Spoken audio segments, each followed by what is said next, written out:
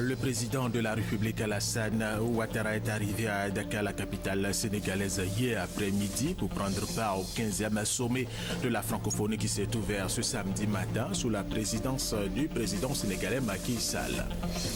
75 femmes exporteuses de fistules viennent de recevoir des kits. L'ONG Yeti, qui a ouvert ces kits, veut amener ces femmes désormais guéries de la fistule à se prendre en charge en menant des activités génératrices de revenus. Mesdames et messieurs, bienvenue et merci de regarder RTI 1. Le président de la République Alassane Ouattara est arrivé à Dakar, la capitale sénégalaise, hier après-midi pour prendre part au 15e sommet de la francophonie qui s'est ouvert ce samedi matin sous la présidence du président sénégalais Macky Sall. Ce sommet va définir les prochaines orientations de la francophonie, statuer sur l'admission de nouveaux membres et élire le prochain secrétaire général de la francophonie. Une trentaine de présidents et chefs de gouvernement participent à ce sommet. Viviane Aïmer. Ce sont 57 chefs d'État ou de gouvernement et de nombreux représentants des organisations internationales et des milieux économiques, culturels, sociaux qui sont attendus à Dakar pour ce 15e sommet de la francophonie. Un sommet dont la tenue cette fois-ci dans la capitale sénégalaise recueille tous les suffrages à la différence du précédent sommet en 2012 dont la tenue en République démocratique du Congo avait créé plusieurs controverses du fait des contestations nées de l'élection présidentielle quelques mois plus tôt dans ce pays. Il faut souligner que dans le microcosme politique africain, la gouvernance démocratique sénégalaise est citée en exemple. La Côte d'Ivoire est présente à ce grand rendez-vous de la francophonie. Son plus haut représentant, le président de la République Alassane Ouattara, est arrivé ce vendredi en début de soirée à Dakar, la capitale sénégalaise. Il a été accueilli par son homologue sénégalais, le président Macky Sall. Le chef de l'État ivoirien est présent à ces assises qui verront la présence de toutes les sommités de l'espace francophone, avec en tête le chef de l'État français, le président François Hollande. Assises qui verront aussi l'élection du successeur du secrétaire général sortant de la francophonie, le président Abdou Diouf. Le chef de l'État ivoirien, le président Alassane Ouattara, fera une intervention à l'ouverture de ce 15e sommet et ce samedi. C'est très important pour moi d'être de retour au Sénégal, de venir revoir mon frère, mon ami, le président Macky Sall, pour que nous puissions continuer les échanges bilatéraux que nous avons à l'occasion de chaque sommet. Et vous savez, au Sénégal, je suis chez moi. Donc, merci, Président, pour votre accueil. Voilà, donc je suis heureux d'être là. Bien évidemment, nous sommes ici cette fois-ci pour le sommet de la francophonie. C'est un sommet important pour le monde francophone.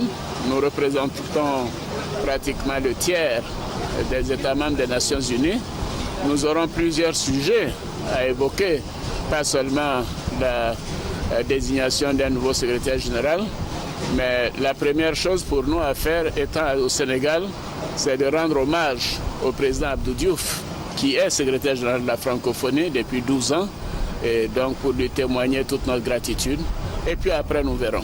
Sous le leadership de l'actuel chef de l'État ivoirien, la Côte d'Ivoire est en train de prendre toute sa place au sein de ce grand ensemble qu'est l'espace francophone. En effet, premier pays en Afrique de l'Ouest où la langue française est utilisée comme première langue de communication entre les populations. Sous la gouvernance du président de la République Alassane Ouattara, le rôle de locomotive sous-régionale de la Côte d'Ivoire au plan économique se trouve réaffirmé et au plan politique, le pays a renoué avec la stabilité politique et le respect du jeu démocratique, autant de facteurs qui constituent des atouts indéniables au sein de l'espace francophone.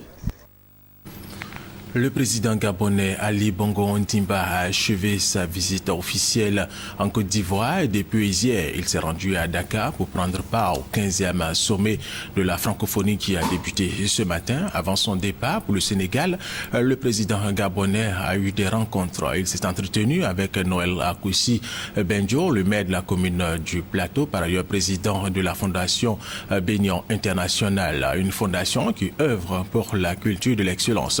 Ali Bongo a également échangé avec Donald Kaberuka, le président de la Banque africaine de développement. Jérôme Kofi Aboulé. Dernière journée de la visite officielle du président du Gabon en Côte d'Ivoire. Une journée mise à profit pour avoir des échanges avec des personnalités aussi bien administratives que politiques.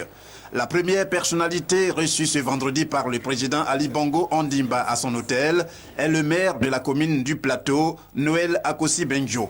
Celui-ci en tant que président de la Fondation Bénian International. Je viens de rencontrer le président pour lui présenter la Fondation Bénian. C'est une fondation qui travaille pour l'excellence, qui donne des bourses aux meilleurs étudiants pour aller dans les grandes universités du monde. Le président nous a reçus et a compris que notre action était louable. Donc il a décidé de nous soutenir pour que ce que nous faisons en Côte d'Ivoire puisse se faire aussi au Gabon. Juste après le maire Noël Akosi Benjo, c'est au tour du président de la BAD d'être reçu par le président gabonais. Au centre des échanges, le retour de la BAD à son siège à Abidjan qui se veut effectif et la possibilité pour cette institution de continuer à œuvrer pour soutenir le Gabon, un pays qui aspire à être émergent comme la Côte d'Ivoire. Le Gabon et la Banque africaine de développement entretiennent des relations très étroites, très anciennes. Je suis venu dire au président de la République que nous continuons à encourager le Gabon dans sa marche économique, dans sa marche de transformation pour les Gabon émergents. La Banque africaine qui a son siège ici à Abidjan et avait délocalisé son siège à Tunis depuis 11 ans. Au mois de septembre, nous sommes rentrés ici à Abidjan, à notre siège. Je tenais à rendre rapport au président de la République, comment ça se passe, le retour de la Banque africaine à son siège. Alors, j'ai tenu à remercier le chef de l'État pour ce que le Gabon a fait, afin de nous permettre de travailler dans les bonnes conditions, de retourner à notre siège à Abidjan. De l'avis du président Donald Kaberuka, tout comme le maire Noël Akosi Benjo, ces échanges ont été nécessaires au regard de la pertinence des différents points évoqués avec le président gabonais Ali Bongo Ondimba au terme de son séjour en Côte d'Ivoire. Le président de l'Assemblée nationale a achevé sa visite à Omar Kodjiama Soro, était l'invité de la Chambre des représentants. Il a eu une séance de travail avec le ministre de l'Éducation nationale et de la formation professionnelle et son ministre délégué au menu de cette rencontre, le renforcement de la coopération entre la Côte d'Ivoire et le Maroc dans le domaine de la formation professionnelle et de l'emploi des jeunes. Notre envoyé spécial est Hugues Hervé Blé. La séance de travail du président de l'Assemblée nationale, Guillaume Soro, avec le ministre de l'Éducation nationale et de la formation professionnelle du Maroc et son ministre délégué, a été l'occasion d'évoquer la question de l'employabilité des jeunes. Des esquisses de solutions au chômage des jeunes ont été ici envisagées avec la délégation marocaine qui a confirmé l'engagement du Maroc à partager son expérience à succès dans le domaine avec la Côte d'Ivoire. Au niveau du Maroc, la coopération avec la Côte d'Ivoire est très importante pour nous puisqu'elle est exprimée au niveau le plus élevé de l'État et au niveau des deux peuples frères. Et actuellement, nous recevons un nombre important de jeunes Ivoiriens qui sont boursiers dans le domaine de la formation professionnelle. Et la coopération ne se limite pas uniquement à cela, se limite également à l'accompagnement du développement de la formation professionnelle en Côte d'Ivoire. L'expérience à succès du Maroc dans le domaine de la formation professionnelle, le président de l'Assemblée nationale a pu l'apprécier sur le terrain. Situé à Casablanca, l'Institut des métiers de l'aéronautique forme des fabricants de composites et des chaudronniers aéronautiques, des ajusteurs monteurs de cellules aéronefs, des opérateurs de systèmes électriques et autres. Nous sommes impressionnés d'être sur ces lieux et de voir qu'en Afrique, dans un pays frère, il y a donc une telle initiative, un tel projet. Monsieur le directeur général nous a bien fait savoir qu'il y avait plus de 100 entreprises qui collaboraient ici, qui étaient opérationnelles J'espère qu'un jour la Côte d'Ivoire pourra nouer un partenariat avec le Maroc en vue, n'est-ce pas, donc d'avoir aussi chez nous un tel projet. Impressionné, le président de l'Assemblée nationale l'a été aussi par l'Institut de formation au métier de l'industrie automobile de Casablanca. Sa mission, contribuer au développement de la formation, la recherche et l'expertise dans le domaine de l'industrie automobile. Avec l'Institut qui assure la formation de techniciens polyvalents spécialisés dans les métiers de l'automobile, le Maroc est en passe de réussir son positionnement dans le domaine de l'industrie automobile. Revenons en Côte d'Ivoire pour parler de dividendes démographiques que renferme ce concept de développement. Quels sont les défis à relever pour permettre à la Côte d'Ivoire de bénéficier du dividende démographique? Pour mieux comprendre les enjeux du dividende et l'expliquer aux populations, des journalistes ont suivi une formation témoin. Michel Digré.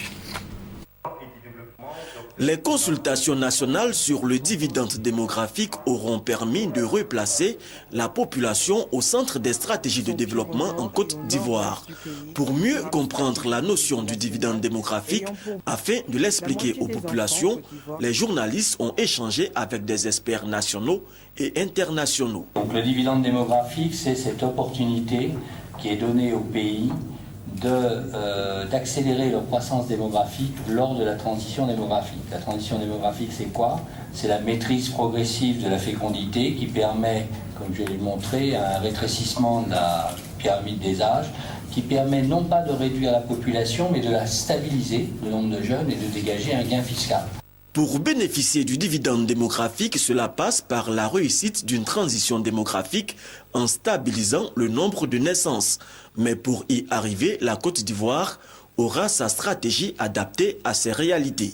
Nous sommes en Afrique, donc il y a les présentations culturelles. Nous n'allons pas travailler, à sensibiliser la population comme dans les pays d'Asie. Ils ont pris des décisions drastiques. Ce n'est pas dans ce sens que nous irons. On donnera le choix à chacun de faire le choix qui est bien pour ses enfants. En d'autres termes, il faut faire les enfants selon tes moyens pour pouvoir t'en occuper, pour donner moins de travail à l'État. En Côte d'Ivoire, la fécondité a commencé à décroître dans les années 70. À ce jour, la moyenne est de 5 enfants par femme, un niveau toujours élevé qui ralentit la transition démographique. L'UEMOA et l'UNESCO renforcent les connaissances des enseignants des universités de Côte d'Ivoire en technologie de l'information et de la communication. Un atelier de formation a été organisé pour leur permettre d'assurer une bonne gestion du système licence master doctorat. Serge Gongomé. Cet atelier de 5 jours à l'École normale supérieure d'Abidjan ENS a eu pour objectif de renforcer les connaissances des enseignants d'université en TIC, technologie de l'information et de la communication, et cela pour une meilleure gestion des cours dans le cadre du système LMD, c'est-à-dire licence, master et doctorat. Une initiative conjointe de l'UNESCO, de l'UEMOA et de l'agence universitaire francophone. Avec cette formation, les enseignants sont mieux outillés pour structurer leurs cours d'une manière efficace pour le bien de leurs étudiants. Nous allons pouvoir accompagner des formateurs qui, eux, demain vont déployer le contenu de cet atelier au niveau des différentes institutions et la Côte d'Ivoire pourra maîtriser son vivier de personnel qualifié pour véritablement mettre les cours en ligne. Pour les enseignants d'université, les connaissances acquises au cours de cet atelier leur faciliteront la tâche et profiteront également aux étudiants. Nous avons donc appris au cours de cet atelier de formation comment scénariser un cours. Ensuite, comment essayer de le développer sur une plateforme pour permettre en fait aux étudiants, en absence de l'enseignant, de pouvoir apprendre, de pouvoir être évalués et de façon efficiente. Des outils informatiques seront mis à la disposition des enseignants pour assurer la scénarisation des cours et leur mise en ligne. L'atelier est financé à hauteur de 3 millions de francs CFA par l'Union économique monétaire ouest-africaine, UEMOA. Deuxième grand titre de cette édition, 75 femmes ex-porteuses de fistules viennent de recevoir des kits. L'ONG Yeti, qui a offert ces kits, veut amener ces femmes désormais guéries de la fistule à se prendre en charge en menant des activités génératrices de revenus. Thérèse Tapeyoboué. L'esplanade de la mairie de Korogo a servi de cadre à la cérémonie de remise de kits aux zestes porteuses de fistules. C'est une initiative de l'ONG Yeti, dirigée par Salimata Nanga Koulibaly. Ces dons permettront à ces zestes fistuleuses de se réinsérer dans la vie économique et sociale de leur communauté. Elles sont au total 75 ex-porteuses de fistules à avoir reçu ces dons. Parmi elles, une jeune fille âgée de 14 ans. Elle a contracté cette maladie suite à l'excision. Aujourd'hui guérie, elle ne se cachera plus. Elle a reçu à cette occasion une machine à coudre de la main du sous-préfet de Korogo. Elle va réapprendre son métier. La fistule, c'est cette maladie pénible pour celle qui la porte. La fistule constitue chez la porteuse un blocage économique pour la simple raison que personne n'ose l'approcher pour acheter ce qu'elle vend à cause des urines qui coulent à longueur de journée et ses odeurs. Elles sont causées, entre autres, par des accouchements difficiles et prolongés sans assistance médicale, des mutilations génitales féminines, des mariages et grossesses précoces. Voilà pourquoi la présidente de l'ONG Yeti a invité les femmes enceintes à fréquenter les centres de santé afin d'effectuer des visites prénatales. Cette initiative de l'ONG Yeti a été possible grâce à l'appui financier et technique de l'Association ivoirienne pour le bien-être familial, IBF, et le Fonds des Nations Unies pour la population, l'UNFPA. L'hôpital et la communauté au service de la santé, c'est le thème des journées portes ouvertes qui viennent d'être organisées au centre hospitalier régional de San Pedro. Objectif de ces journées, améliorer les rapports entre les acteurs du système de la santé et les populations. Thérèse Tapeyoboué. Les rapports entre personnel de santé et population n'ont toujours pas été fameux. De la méfiance, prestataires et bénéficiaires de soins veulent parvenir à la confiance mutuelle. D'où ces journées portes ouvertes organisées par le CHR de San Pedro sur le thème « L'hôpital et la communauté, ensemble, au service de la santé ». Dépistage du diabète et l'hypertension artérielle, sensibilisation sur le projet gouvernemental d'assurance maladie universelle et la maladie à virus Ebola ont marqué ces journées. Outre ces activités, une conférence publique a été dite sur le thème même des journées. Objectif, briser le mur de méfiance pour ensemble promouvoir l'accès de tous à la santé. À cette occasion, les agents du CHR de San Pedro qui ont réussi à assurer des services de qualité ont été primés. Par cette distinction, il s'agit d'encourager le personnel médical à davantage de professionnalisme. La finalité, offrir des services irréprochables. Pour marquer son engagement à atteindre cet objectif, le personnel souhaite le renforcement du plateau technique du CHR de San Pedro. Autre information relative à la santé, parlons de la lutte contre le VIH-Sida menée par l'organisation non gouvernementale Alliance Côte d'Ivoire. Cette organisation offre du matériel informatique et des motos d'une valeur de plus de 31 millions de francs CFA à ses partenaires pour mieux lutter contre le VIH-Sida. Patricia Omouetia. Avec une prévalence au VIH-Sida de 3,7% en 2012, selon la dernière enquête démographique de santé, la Côte d'Ivoire demeure l'un des pays les plus touchés par la pandémie du VIH-Sida dans la sous-région ouest africaine. Pour y faire face, le pays bénéficie de l'appui de plusieurs partenaires au développement, dont le Fonds mondial de lutte contre le VIH-Sida, la tuberculose et le paludisme. L'ONG Alliance Côte d'Ivoire, qui a été identifiée en 2010 comme bénéficiaire principal du Fonds mondial, mène son programme sur le terrain. Pour une mise en œuvre efficace de ce programme, Alliance Côte d'Ivoire a donc recruté 5 sous-récipiendaires et prestataires qui sont le RIP, l'UNICEF, l'ONG Centre SAS, l'ONG Aprosam et le PAM. Alliance Côte d'Ivoire travaille également avec le programme national en charge des orphelins et enfants vulnérables du fait du VIH-Sida. Pour permettre donc à tous ces bénéficiaires de mener à bien leurs activités, du matériel leur a été offert par Alliance Côte d'Ivoire. Il s'agit de 11 motos, 24 kits informatiques, 17 postes téléviseurs et lecteurs DVD, coût total de l'opération, environ 31 millions de francs CFA.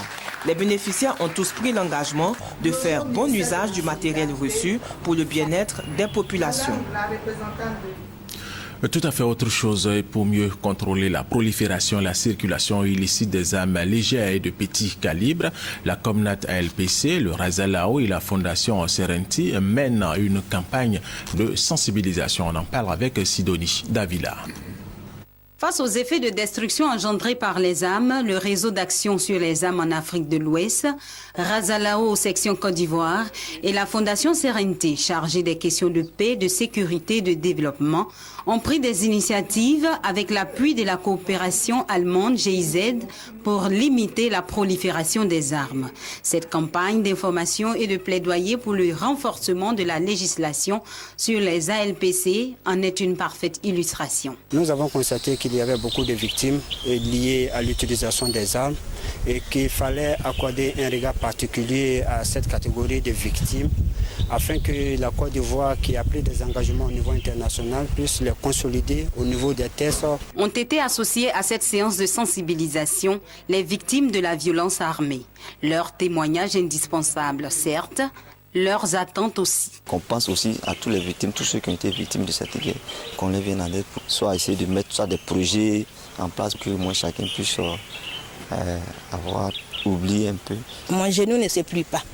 Donc c'est ça, je veux l'argent, il me faut des moyens. Le Parlement ivoirien, quant à lui, veut demeurer l'avocat de ses sans-voix. Je me ferai l'écho de rapporter ce qui est dit ici pour que l'application, qui pour moi est déjà effective, soit plus forte.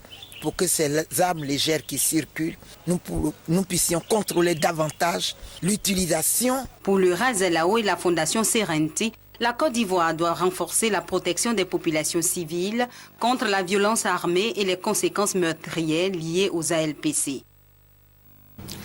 L'autorité pour le désarmement, la démobilisation et la réintégration, ADDR, le programme des Nations Unies pour le développement PNUD et la coopération japonaise ont organisé au quartier Plaque, c'est dans la commune d'Abobo, des activités d'intérêt et de réintégration. Au cours de ces activités, du matériel d'entretien d'une valeur de plus de 800 000 francs CFA ont été offerts aux populations de ce quartier. Témoin pour RTI 1, Koné Pargasoro.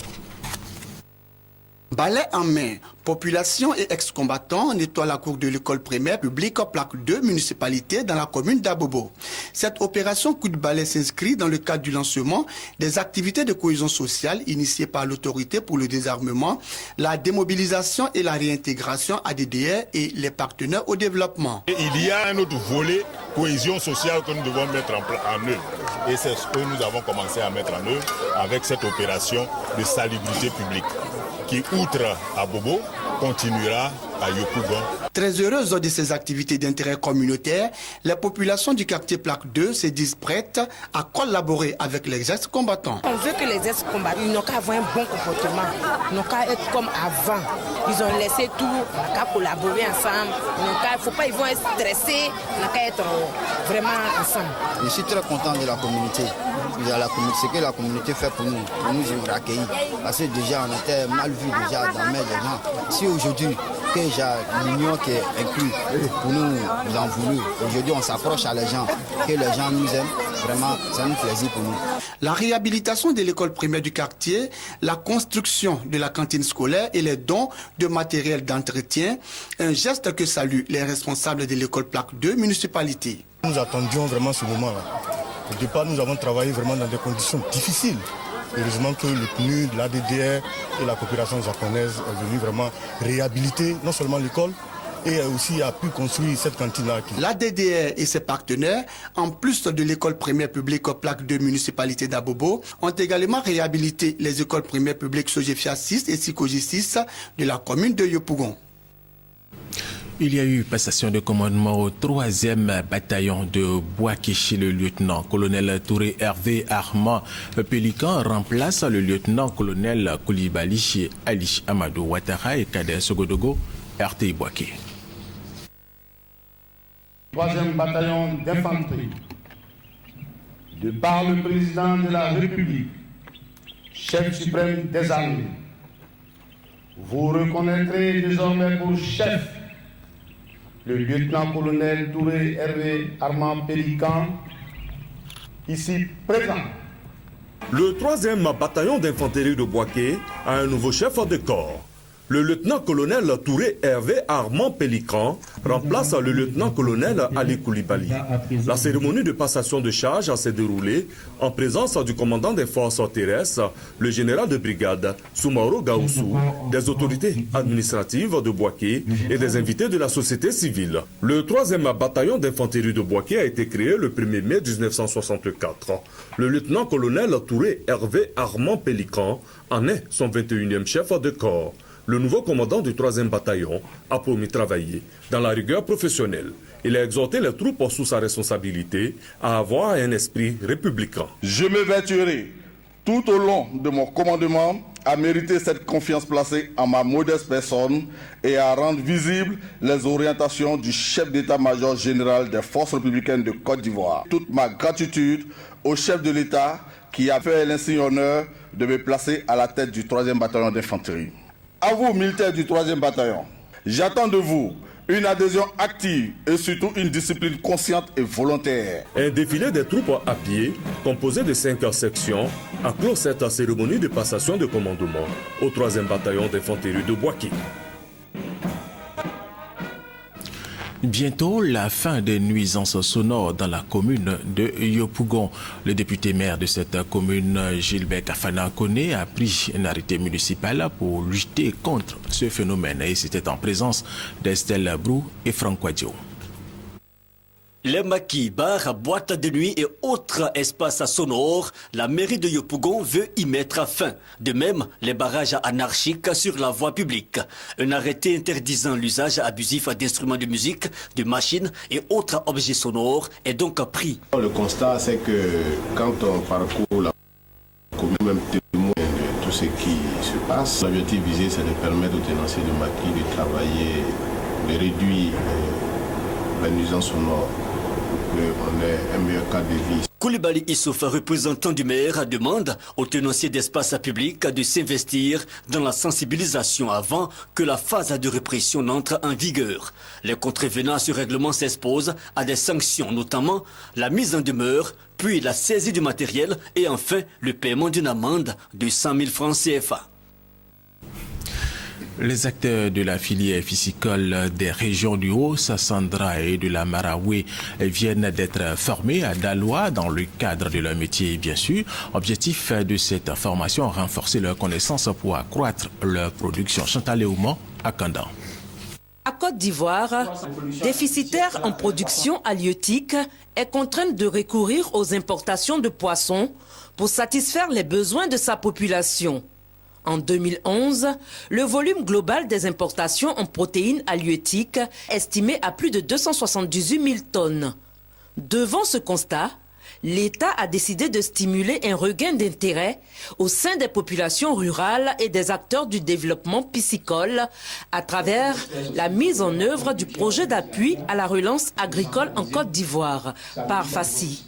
D'où cette formation de renforcement de capacité des pisciculteurs dans le cadre du volet appui à la pisciculture paysanne. 4 jours durant, une trentaine de pisciculteurs ont bénéficié au cours de cette formation de techniques d'alimentation et de production en quantité de poissons. Ces formations visent à renforcer les capacités des aquaculteurs pour leur permettre d'avoir une meilleure productivité de leur exploitation, d'avoir des meilleurs rendements, pour que l'activité soit plus attrayante et que beaucoup de personnes viennent à l'aquaculture parce que le pays dispose d'un fort potentiel en bas-fond et en plan d'eau pour satisfaire les besoins locaux. Outre l'appui à la production de l'élevage animal, le projet prévoit de former sur 3 ans 1800 acteurs à l'exercice de la pisciculture. Et c'est la fin de cette édition. Merci de l'avoir suivi. Restez avec nous sur RTI 1.